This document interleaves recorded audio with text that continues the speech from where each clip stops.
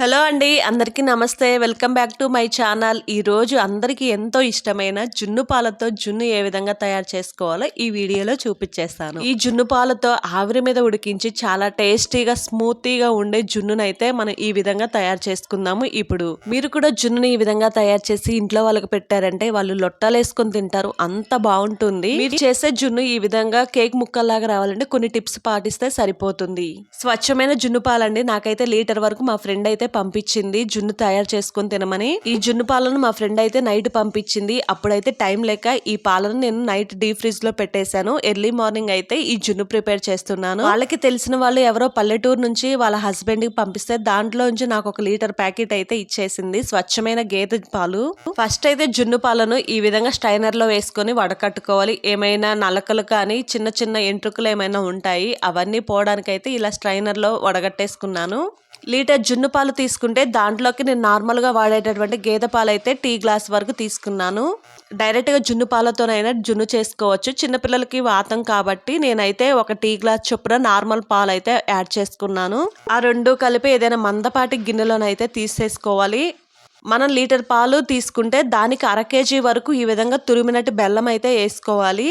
చాలా మంది జున్నునైతే ఎక్కువ స్వీట్ తినడానికి ఇష్టపడరు, కొంచెం మైల్డ్ గా ఉండేటటువంటి స్వీట్నెస్ అయితే ఇష్టపడతారు. నేను కూడా చాలా తక్కువే వేసుకుంటున్నాను. లీటర్ పాలకైతే 1/2 కేజీ వరకు ఇలా తురిమినటువంటి బెల్లాన్ని అయితే వేసుకుంటున్నాను.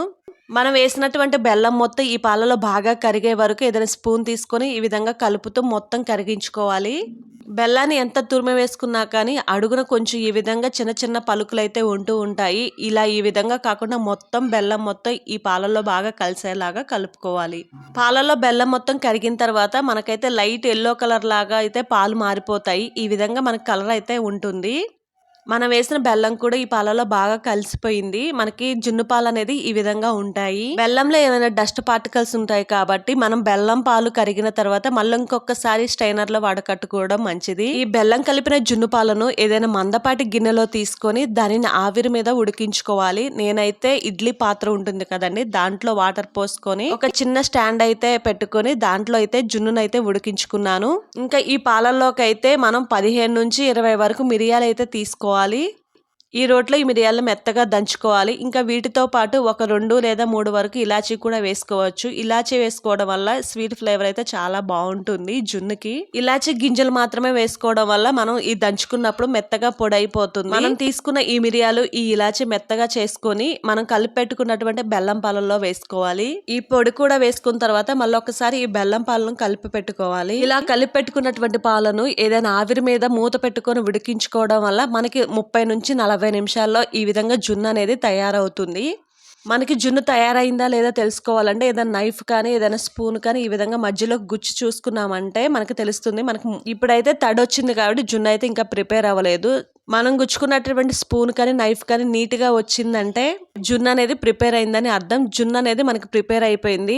ఉడికించే జున్నును బయటికి తీసుకుని ఒక 10 నిమిషాలు అయితే మనం ఫ్రిడ్జ్ లో పెట్టుకోవడం వల్ల మనకి కేక్ ముక్కల్లాగా మంచిగా వస్తాయి. నేను కూడా ఈ జున్నుని ఫ్రిడ్జ్ లో పెట్టి తీసిన తర్వాత అయితే ఈ విధంగా ఉంది. మనకి ఈ విధంగా గిన్నె అలా డైరెక్ట్ గా పెట్టేయకుండా ఫ్రిడ్జ్ లోంచి తీసిన తర్వాత సైడ్ లాంటి ఈ విధంగా చిన్న చిన్నగా మనం తీసుకుంటా వస్తే మనకి పర్ఫెక్ట్ గా ముక్కల్లాగా వస్తుంది. ఇంతేనండి, రెడీ అయిపోయింది. మనకు పర్ఫెక్ట్ అయిన జున్ను అనేది రెడీ అయిపోయింది. ఇలా అంచులు సైడ్ ను కట్ చేసుకున్న తర్వాత దాని మీద ఏదైనా పెద్ద ప్లేట్ పెట్టేసి ఈ విధంగా బోర్లించుకొని గిన్నెని పైనుంచి ఈ విధంగా తట్టడం వల్ల మనకు అనేది పర్ఫెక్ట్ గా ముక్కలాగా వస్తుంది. దానిని చిన్న చిన్న పీసుల్లాగా కట్ చేసుకుంటే సరిపోతుంది. దానిని ఈ విధంగా చిన్న ముక్కల్లాగా కట్ చేసుకుంటే కేక్ ముక్కలు లాంటి జున్ను రెడీ. ఈ వీడియో నచ్చితే తప్పకుండా సబ్స్క్రైబ్ చేసి కామెంట్ చేయండి. Thank you for watching.